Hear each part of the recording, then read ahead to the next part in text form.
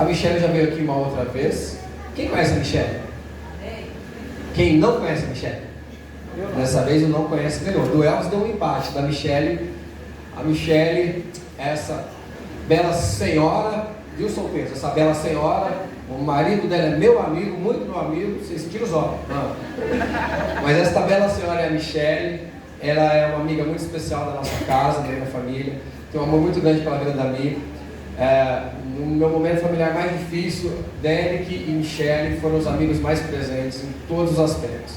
Emocionais, espirituais, não financeiros, porque graças a Deus a gente não estava desprovido nessa parte quando o papai foi levado. Mas todo amparo de amizade, Derek e Michelle nos prestaram. Eu sou muito grato, principalmente a minha vida. A Vanessa também tem uma particularidade com a Mi. Elas chegaram juntas na igreja, a Mi mudando de ministério, a Vanessa se convertendo e elas fizeram uma amizade legal. O Derek e eu também, nós éramos muito amigos. Se tem um culpado de eu ter ficado 14 anos na SPI, um dos é o marido dessa moça aqui, é o Derek.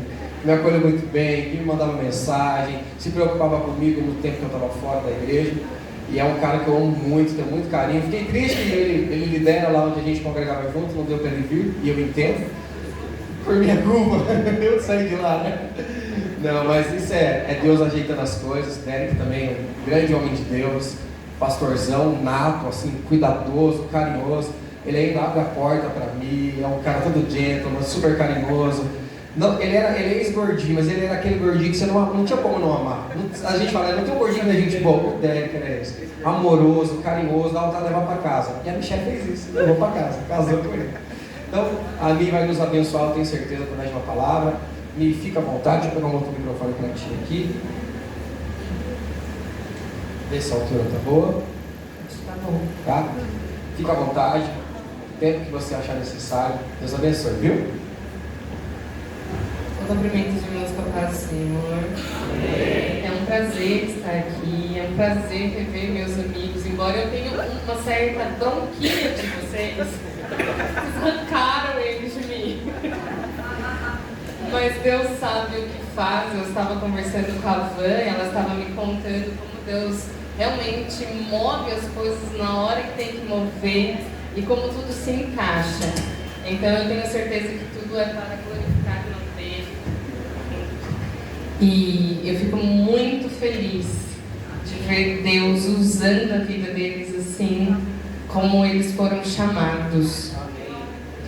Eu gostaria hoje de conversar com os irmãos. O Ed pediu para que eu falasse um pouco sobre família, e eu trouxe um texto, e obviamente que falar sobre família nesse texto não é muito óbvio, mas lá na minha igreja, toda vez que eu vou pregar, ninguém nem pergunta o livro que é para abrir, eles já abrem em Gênesis. Ninguém nem pergunta, porque é onde eu encontro muita coisa, muita verdade e ensinamento de Deus. Então, quando eu comecei a estudar a Bíblia, eu comecei de Gênesis e nunca mais parei, não saí mais. Então, eu gostaria de ler com vocês em Gênesis capítulo 2, a partir do versículo 18, que diz assim: E disse o Senhor Deus: Não é bom que o homem esteja só. Falei-lhe-ei uma adjuntadora, que esteja como diante dele. Havendo, pois, o Senhor Deus formado da terra todo o animal do campo e toda a ave do céu, os trouxe a Adão, para este ver como lhe chamaria. E tudo que Adão chamou a toda a alma vivente, isso foi o seu nome. E Adão pôs os nomes de todo o gado, e as aves do céu, e todo o animal do campo. Mas para o homem não se achava adjuntadora que estivesse como diante dele. Então o Senhor Deus fez cair um sono pesado sobre Adão, e este adormeceu. E tomou uma das suas costelas, e cerrou a carne, e em seu lugar. E da costela que o Senhor Deus tomou do homem, formou uma mulher e trouxe a Adão. E disse Adão: Esta é agora osso dos meus ossos e carne da minha carne. Esta será chamada varoa, porquanto do varão foi tomada. Portanto, deixará o varão ao seu pai e à sua mãe, e apegar-se-á à sua mulher, e serão ambos uma só carne. Até aí. Esse texto é o texto onde Moisés está pregando ao povo hebreu no deserto. E obviamente, o povo hebreu necessitava entender uma porção de coisas a respeito do que significava ser povo do Deus único. O povo hebreu, vamos lembrar lá, é o povo que estava no Egito, escravo. Deus resgata eles, né, através de Moisés. É levado para o deserto.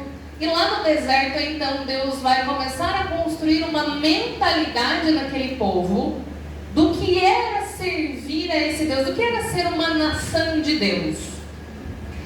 Moisés, então, começa a pregar esse povo. E essa pregação, ela começa com esses textos. Essa é a pregação de Moisés. Então, quando Moisés começou a pregar, lá no capítulo 1 nós vamos observar em Gênesis que há detalhes importantes que Moisés estava querendo passar ao povo, para que eles compreendessem uma relação com Deus. E olha que legal que no meio dessa conversa de Moisés com o povo, tem uma conversa sobre família, sobre relacionamento. Logo que está tratando do povo, que Deus está construindo uma mentalidade de povo neles, era um povo escravo, um povo semi-analfabeto, possivelmente, um povo que vinha de culturas egípcias muito enraizadas no coração. Prova disso é que no meio do caminho eles fazem um ídolo. Então a cultura egípcia deles estava muito impregnada. Um povo que conhecia os deuses do Egito. Um povo que conhecia as divindades faraônicas. Então, uma autoridade sobre eles representava escravidão. Um povo que entendia sobre ser escravo. E agora Deus está chamando eles para ser povo. Para fazer parte de um plano. Deus escolheu aquele povo para fazer parte de um plano dele.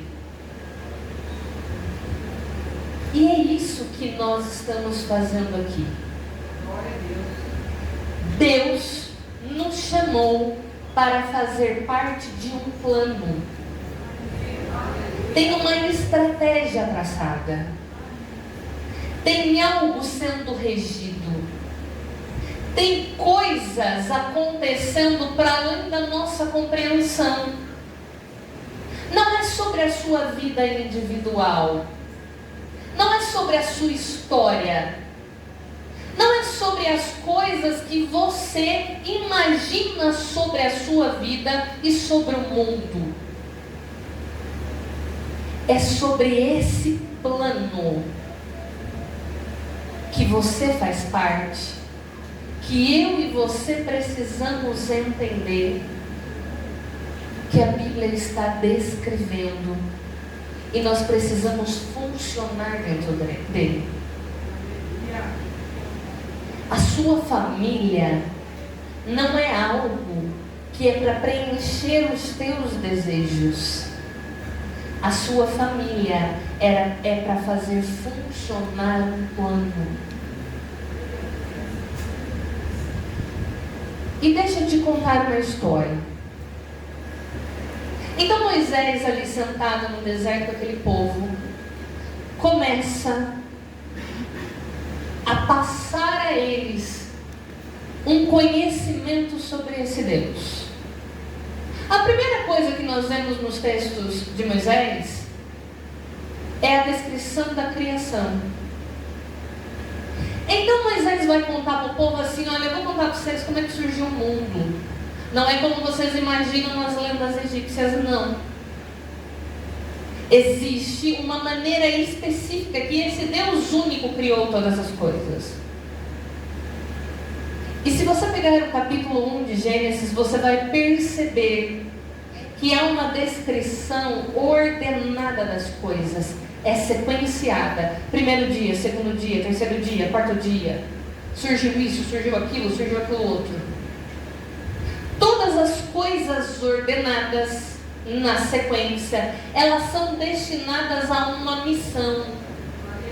É definido para todas as coisas da criação o que elas deviam fazer e onde deviam estar. Moisés está explicando o seguinte: como tudo faz parte de um plano, e vocês estão aqui por conta de um plano, a existência de tudo sempre esteve dentro deste plano. Antes do mundo existir, foi construído um plano. E todas as coisas estão dentro do plano. E para funcionar, Deus deu ordem. Porque no começo de tudo, a descrição era, tudo era um caos, não é isso? O primeiro versículo de Gênesis vai definir que todas as coisas eram caóticas, bagunçadas, sem funcionamento. E ele explica para o povo isso. Tudo tem uma ordem, tudo tem um lugar. No capítulo 1 de Gênesis, lá no versículo 28, existe uma ordem muito especial e específica, que diz assim, vamos ler o 27 para entender. E criou Deus o homem à sua imagem, a imagem de Deus criou, macho e fêmea, e Deus os abençoou. E Deus lhe disse: frutificai e multiplicai-vos, e enchei a terra, e sujeitai-a, e dominai sobre os peixes do mar, e sobre as aves do céu, e sobre todos os animais que se movem sobre a terra. Deus deu função para todas as coisas, ordem para todas as coisas. E quando Deus chega no homem, no ser humano, havia uma missão específica. É dada ao homem uma missão especial. Vocês serão imagem do Criador. Vocês precisam representar o Criador, o Deus único. Vocês precisam carregar isso. Lembre-se que são os egípcios, e eles viam o quê? As imagens dos deuses no Egito. E Deus está dizendo assim, ó, a minha imagem, como eu me reporto, como eu me represento ao meu povo, é através de vocês. Eu sou visto através de vocês. Essa é uma missão. Essa é uma missão. A outra missão que vocês têm, vocês precisam dominar. Vocês precisam orquestrar a criação. Vocês precisam gerenciar tudo que eu criei. Vocês precisam organizar. Esta é a sua função, homem. Faça isso. E aí Deus, então, vai retratar no meio desse cenário todo de uma configuração bastante interessante, que é quando surge a primeira família. Moisés começa a explicar para eles como é que Deus e por que Deus criou a família. E se você olha para a Bíblia como um enredo, como uma história só, você percebe que a história começou com uma família, cresce com um clã e depois passa por um povo. Moisés está dizendo assim, sabe qual é a origem de vocês? Sabe de onde vocês vieram, escravos? Vocês vieram da primeira criação de Deus. Sabe de onde vem a sua história? A história vem de Adão. A minha e a sua história vem de Adão. A sua história não é simplesmente o que existe na história da sua família, no que existe na sua genealogia. A sua história é o que está registrado aqui no começo do mundo. E você precisa entender isso para entender qual é a sua função no mundo. Você precisa compreender o que Deus propôs para a nossa existência e para a nossa história, para a gente saber o que a gente precisa fazer. Porque existe um perigo muito grande se nós não estivermos fazendo o que Deus destinou como missão para mim e para você. Se eu e você não estivermos fazendo o que Deus escreveu para nós, há uma desgraça muito grande se instalando na nossa vida e na vida da nossa família. Porque fora da ordem de Deus existe caos. Fora da ordem de Deus existe tragédia. E se você quer viver uma vida de paz, esteja no centro da ordem de Deus. Esteja no centro da vontade de Deus. Entenda qual é a vontade de Deus. Não é sobre o que desejamos, é sobre o que Deus escreveu. E é interessante que então Moisés começa a descrever a eles que Deus então traz diante de Adão os animais criados. E Adão vai nomear. Enquanto Adão estava nomeando, a Bíblia diz que não se encontrou uma companheira idônea. Porque provavelmente quando antes, né? A Bíblia diz que Deus diz assim, o Senhor diz que não era bom que o homem estivesse só. E aí quando a gente lê essa parte aqui, a gente entende assim, nossa, né? Deus não queria que ninguém ficasse sozinho. O sentimento de solidão deve ser horrível. Mas gente, Adão tinha companhia de Deus. Qualquer sentimento de solidão era impossível ali. O que a Bíblia está dizendo é que quando Deus olha para a criação, tudo ele vai dizendo assim, e foi bom, criou e foi bom, não foi assim? Ele vai dando um cheque. Bom, bom, bom. Essa palavra bom, ela tem o mesmo sentido de estar funcionando. Estar em funcionamento. É como o piloto no avião, o copiloto, eles antes de levantar voo, o que eles fazem? Eles começam a checar os equipamentos, certo? Então, sei lá, o botão, sei do que, está funcionando, ok, não é assim? O copiloto vai falando, ok. Deus olha para toda a criação e fala assim, está tudo funcionando, tudo em ordem. Mas o homem ainda não está funcionando plenamente. Ainda não está completo. Para a missão dele, ele precisa de uma ajudadora. E aí Adão está diante de toda a criação, nomeando, e ele olha e fala assim, tá, no meio da criação, não tem alguém que tenha a competência para cumprir a missão comigo. Deus então faz o homem adormecer e das próprias carnes do homem cria sua ajudadora. E o consolo às mulheres, a palavra ajudadora não é depreciativa ou menor, porque esse termo ele só é usado para Deus no Antigo Testamento. Eu costumo dizer assim com meu marido, você precisa me amar como Cristo amou a igreja.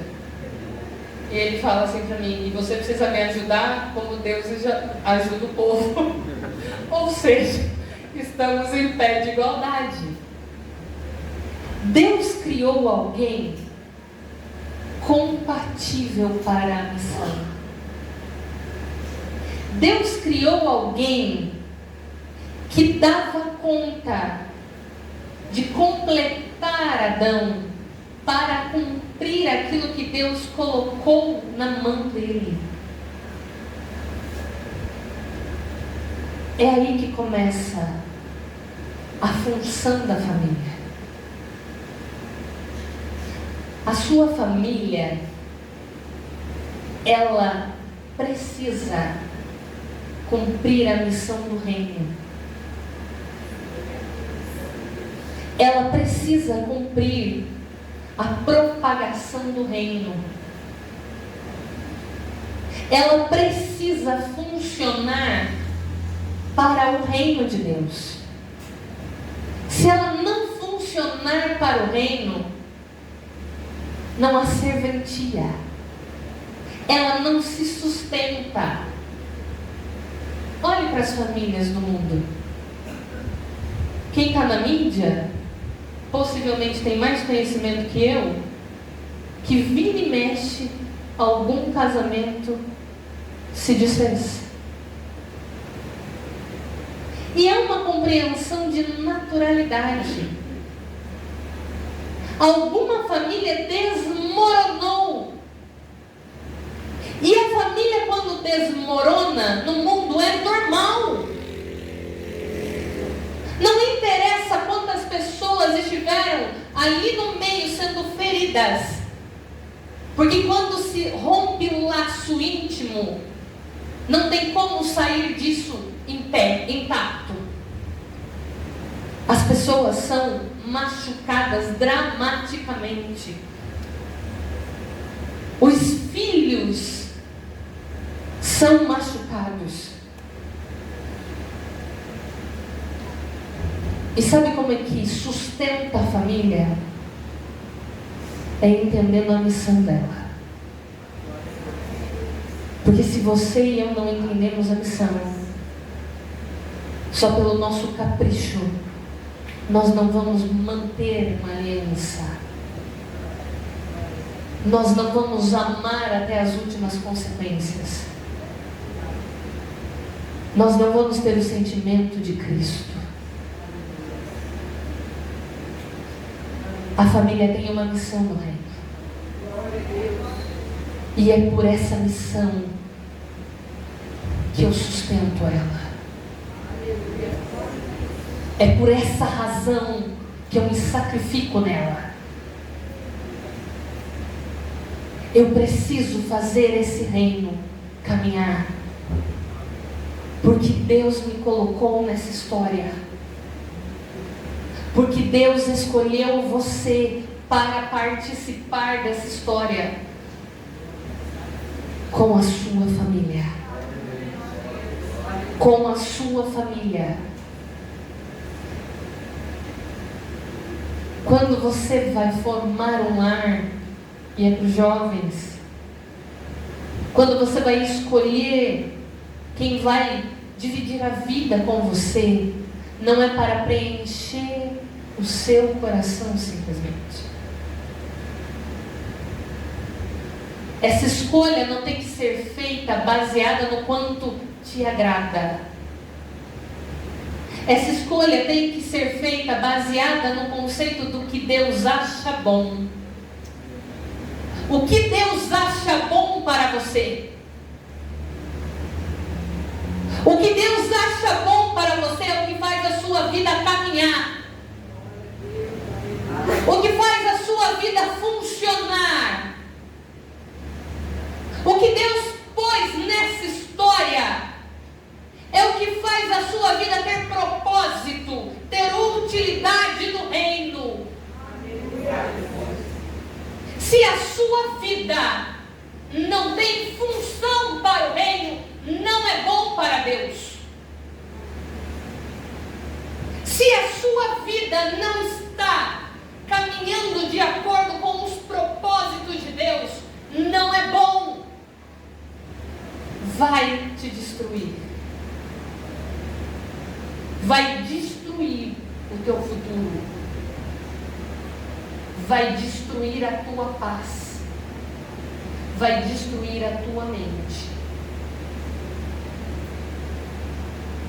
Quando você se propõe a estar dentro do reino de Deus, os princípios dele nos diz que as coisas precisam funcionar como ele quer. Não é como eu sou feliz. Não é como me agrada. Não é porque me faz bem. Não é porque eu gosto. Porque os teus desejos, a tua vontade é irracional. O que você acha gostoso não tem racionalidade. Você quer um exemplo?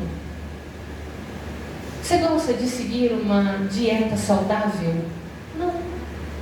Não é gostoso. Seu corpo não gosta. Ele te destrói. Acaba com o seu corpo. E sinceramente a gente pouco liga para isso durante o tempo. A gente vai ligar quando a gente está lá no médico com uma série de problemas. Mas na nossa rotina, o que a gente come, a nossa vontade não dá conta de ser racional. A nossa vontade não dá conta de escolher coisas apropriadas para a nossa saúde. Você acha que a nossa vontade é competente para escolher o nosso futuro? É competente para escolher passos que nos leva para o que é ordeiro, saudável, protetivo, útil? Não. A nossa vontade é irracional. E se você confiar nela, o que acontece é o que nós vamos ver um pouco à frente no capítulo 3. Uma desgraça, uma desordem.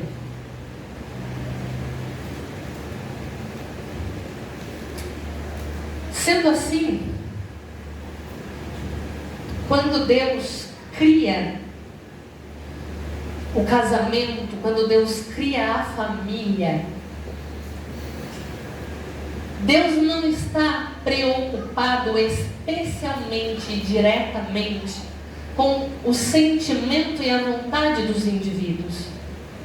Deus está preocupado com o que é bom a eles. Deus está preocupado com o funcionamento deles. Deus está preocupado com fazer com que eles sejam bons. Mas para eles ser bons, eles precisam estar debaixo do plano de Deus. E é exatamente sobre isso que eu vim conversar com vocês. Vocês são um pedacinho da história. Vocês são um pedacinho do povo. Juntos vocês são um pedaço de uma família do reino.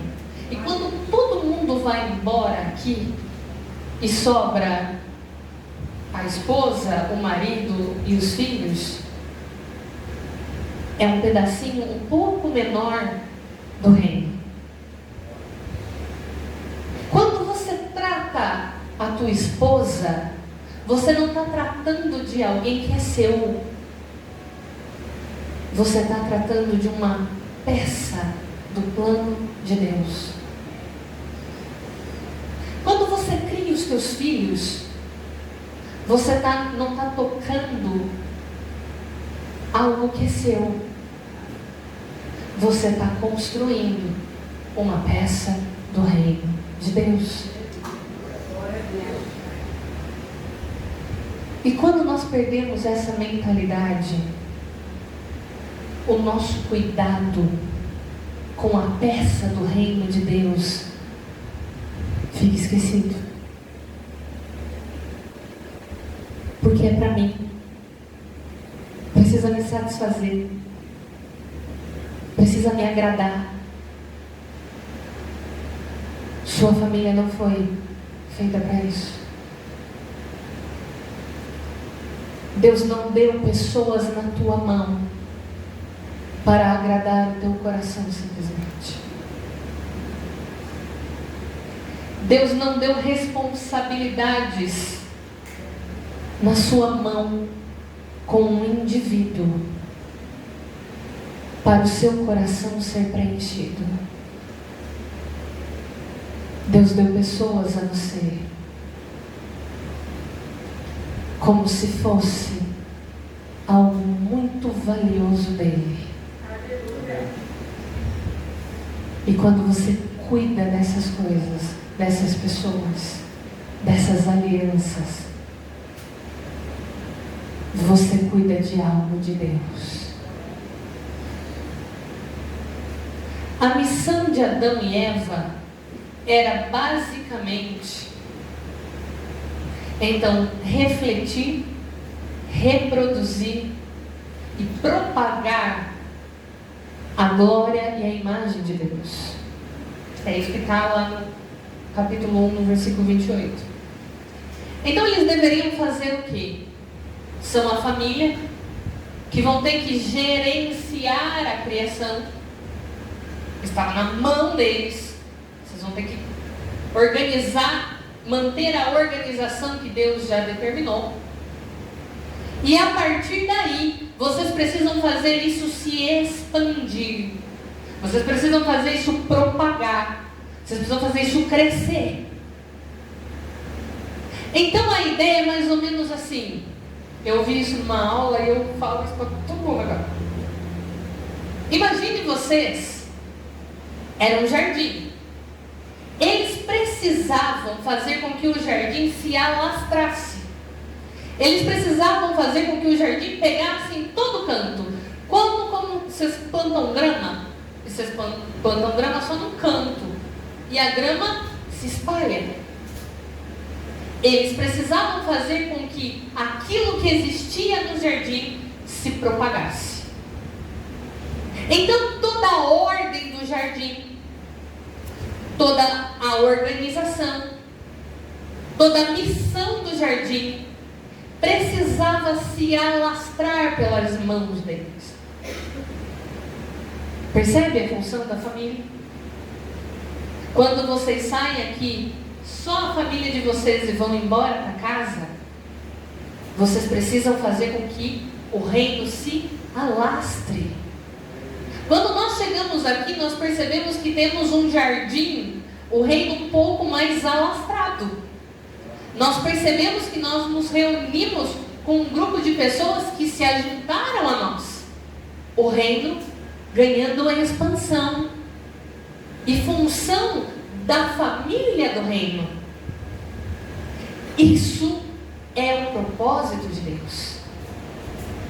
Entende que, então, o propósito de Deus não é simplesmente preencher o nosso coração. O propósito de Deus é que todos que estão envolvidos neste reino como família, faça esse reino ganhar volume, espaço, território espiritual hoje. É essa a missão. Quando você propaga o amor na vida da tua esposa e você na vida do teu marido, o coração dos teus filhos são ministrados. Aleluia. O coração do teu filho consegue compreender o que é relacionamento. O coração do teu filho consegue entender o que é fazer as coisas funcionarem em companhia.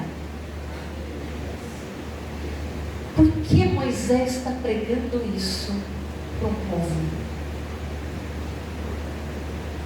Foi a forma que Deus escolheu de se revelar ao povo. Entende agora? É mais do que ter alguém para satisfazer o seu afeto.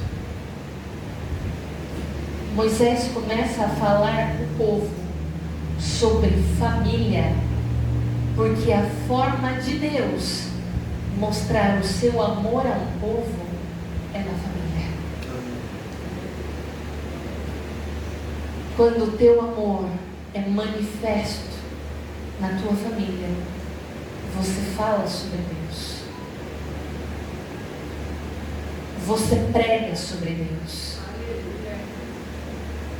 Como você quer ministrar no coração do teu filho um Deus amoroso, se a imagem que você carrega não é uma imagem de um Deus amoroso? Como você quer propagar os propósitos de Deus, se a imagem que você carrega não está debaixo desse propósito? O povo estava aprendendo o que era amor, amando quem estava do lado. É essa a nossa missão. Nós precisamos sacrificar tudo que há em nós para doar amor, porque essa é a maior pregação. Mas acontece uma tragédia nessa história.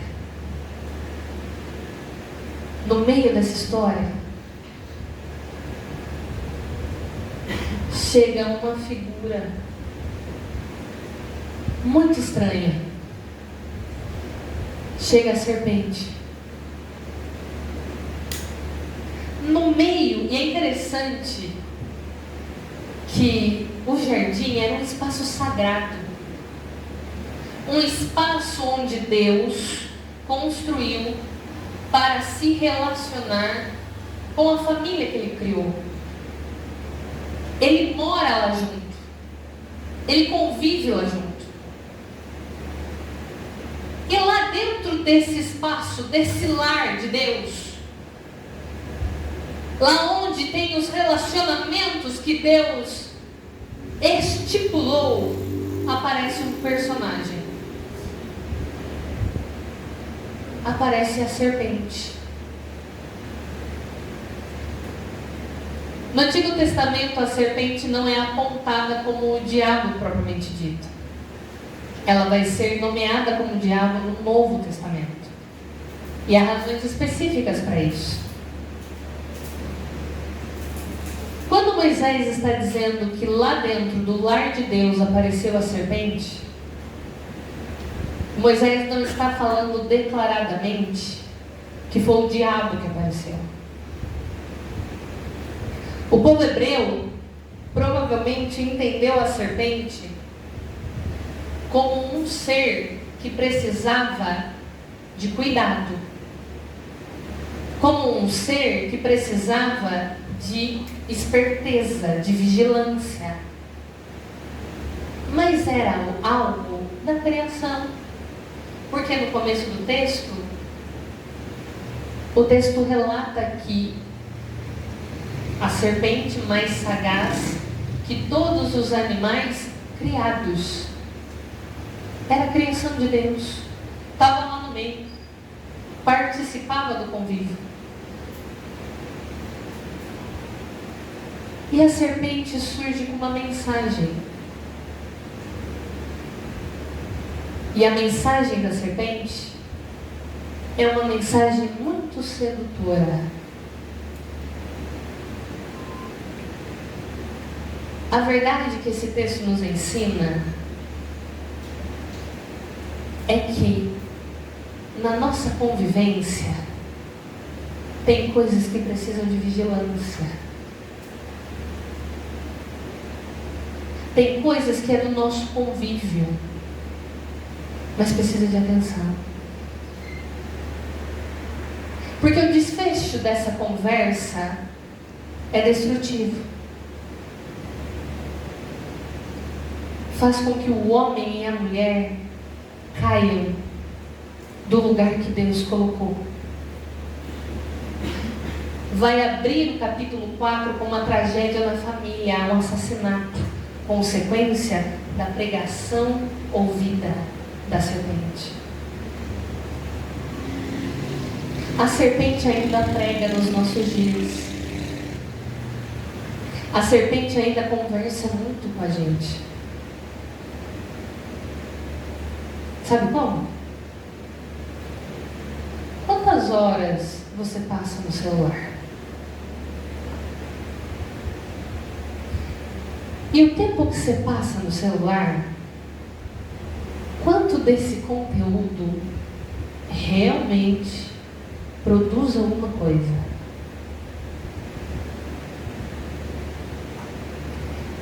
Provavelmente, há aqueles que usam de modo produtivo em algum momento, mas não é em todo. Gente, eu sou psicóloga. Eu conheço essa conversa. Provavelmente, depois de ficar, e eu vou chutar bem baixo, 1 hora no celular, você termina e você fala assim: nossa, fiz nada de útil. Nada de útil. Tudo que você fez ali foi se entreter. Tudo o que você fez foi se entreter. Você viu todos os vídeos que você acha engraçado. Você deu um pouco de risada, mas terminou de ver, não construiu nada.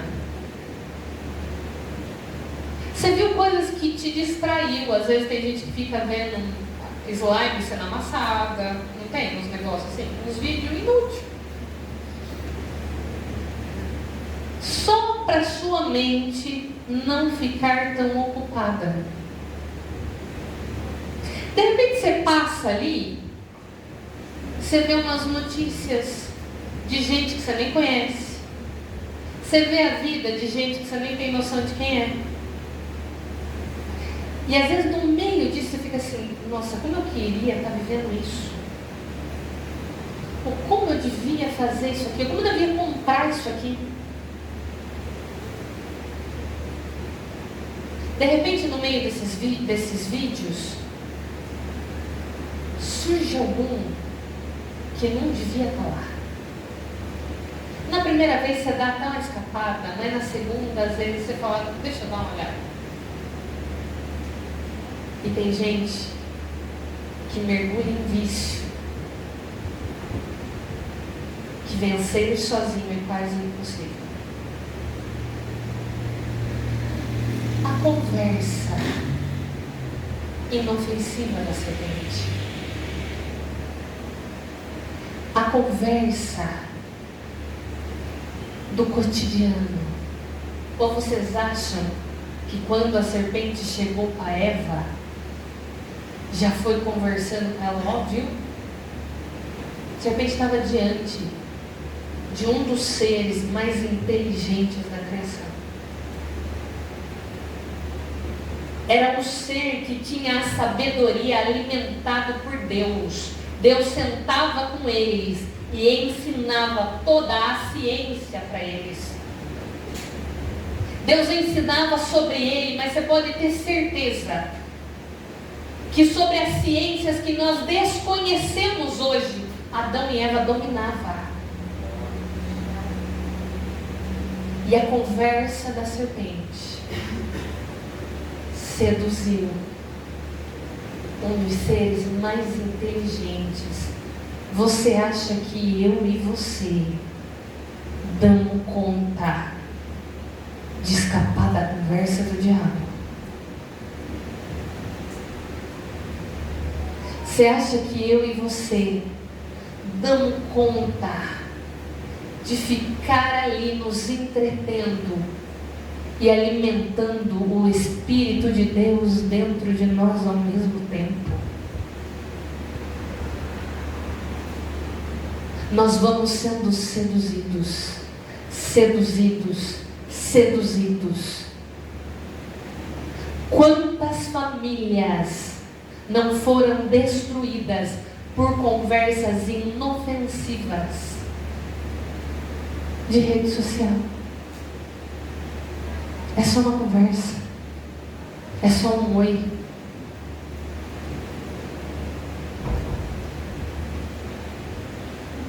Quanta coisa não entra na nossa mente e vai fechando os nossos olhos para a vontade de Deus. Nós vamos sendo seduzidos, seduzidos, seduzidos, e a palavra de Deus não entra mais nos nossos ouvidos. E a vontade de Deus fica relativa para nós. E o que Deus deseja, eu não ligo muito.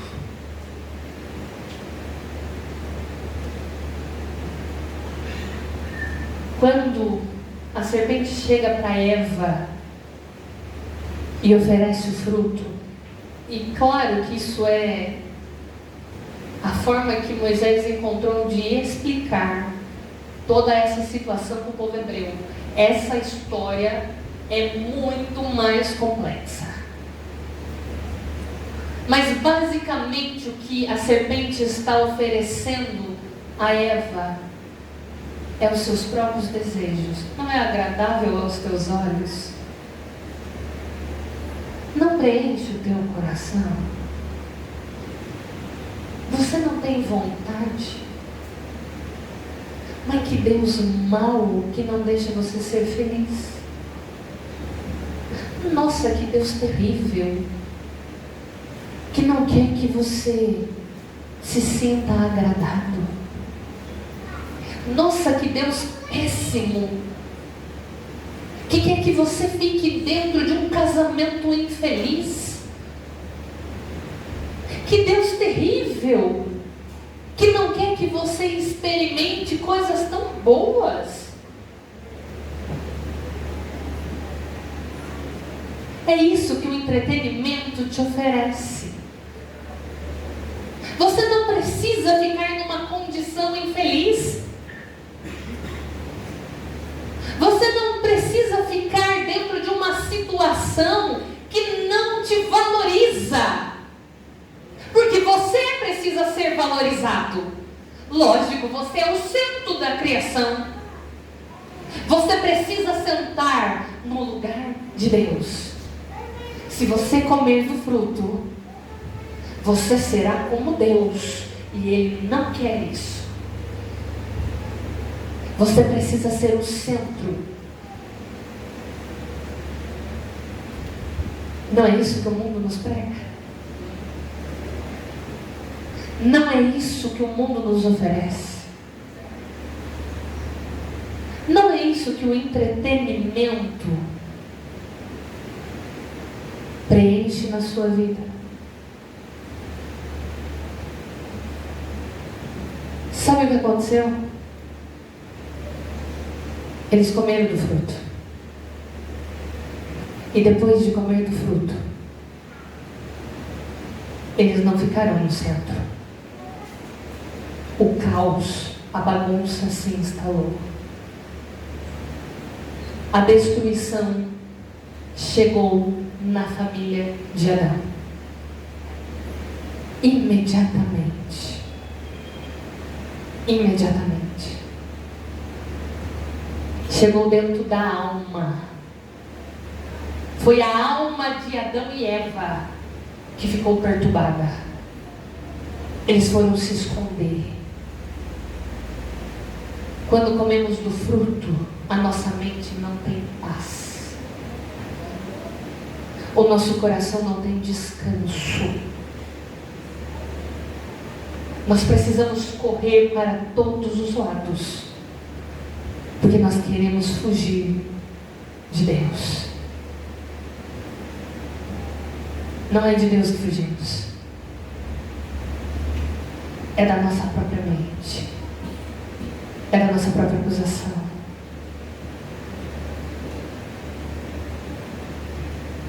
E Deus volta, chama os dois e vai ter uma conversa muito difícil com eles. Primeiro, Deus diz a eles o tamanho do problema que eles causaram. Agora, Adão, a terra está amaldiçoada por sua causa.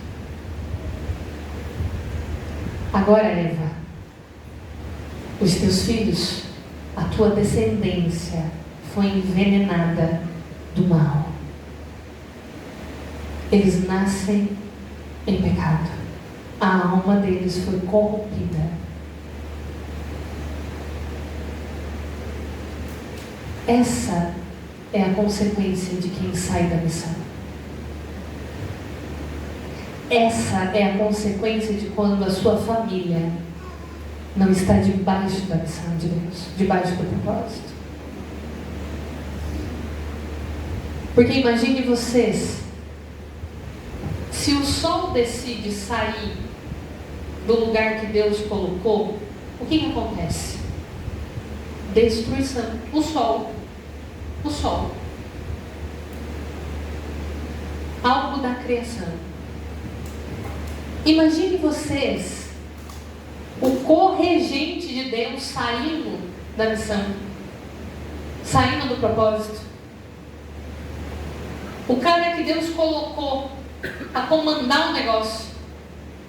O caos instalado. É essa a sua missão. Você precisa estabelecer ordem, equilíbrio na sua casa. Você é a estabilidade emocional dos teus filhos. Você é a segurança da tua esposa. Você é equilíbrio do teu marido. Você representa a voz de Deus no teu lar. Vocês dois se conectam com Deus para que as bênçãos de Deus cheguem na tua casa. Saia da missão. Se você sair desse propósito, o que acontece? O que acontece? Deus chega a Adão e diz assim: a terra que eu dei a vocês para produzir está amaldiçoada. Sabe como você corrige agora, Adão? Você vai ter que trabalhar ela. Você vai ter que lutar nela.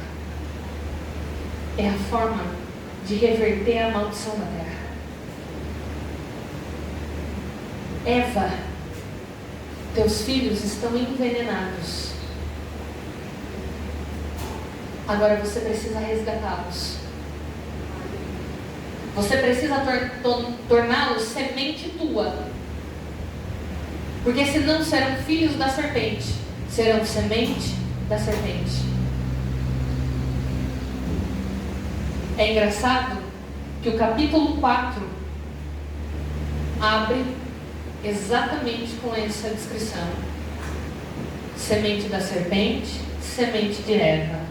Semente da serpente, Caim. Tinha um mal no coração. Por causa do pecado, matou o irmão que estava cultuando a Deus.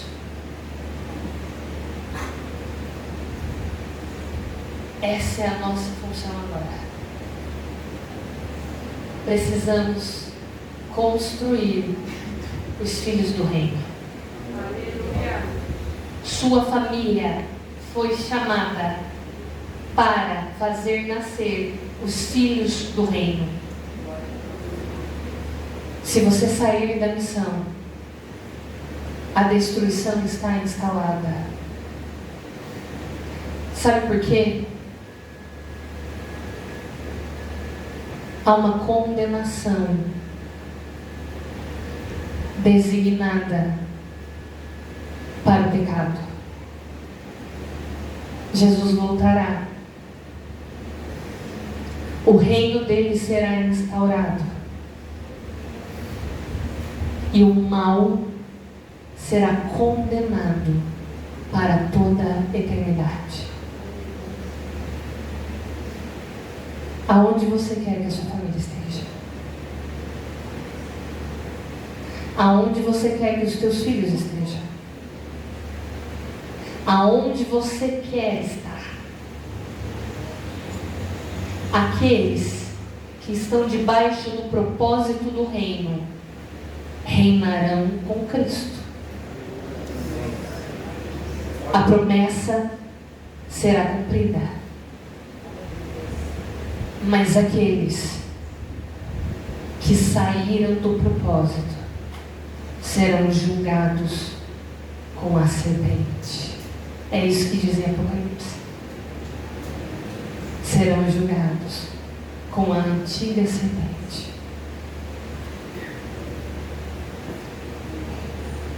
Deus nos instaurou na história, neste momento da história, para continuar uma história escrita lá no Éden. Ele me chamou para realizar a vontade dele. Ele colocou ao lado de algumas pessoas para fazer isso. O mais próximo de mim é meu marido. Nós precisamos cumprir a ordem dada a nós nesse reino. Depois vão se chegando mais, que são da minha família. A minha família é espiritual. E eu preciso nutrir a vida nessa minha família. Cada um de vocês estão dentro desta família. Deus chamou cada um de vocês para isso. Vocês lutam com a família de vocês no reino. E quem Deus colocou do teu lado é para te ajudar a cumprir. Essa é a ordem de Deus, o equilíbrio de Deus. Para a tua emoção, para os teus filhos, para a tua casa. Você foi instaurado numa família aqui, comunitária, espiritual. Vocês lutam juntos como família no reino. Cada um de vocês precisam fazer o que Deus determinou para vocês como família no reino. E se vocês não fizerem, vocês estarão instaurando o caos. Então, assuma a sua parte. Tenha cuidado com as mensagens sedutoras deste mundo.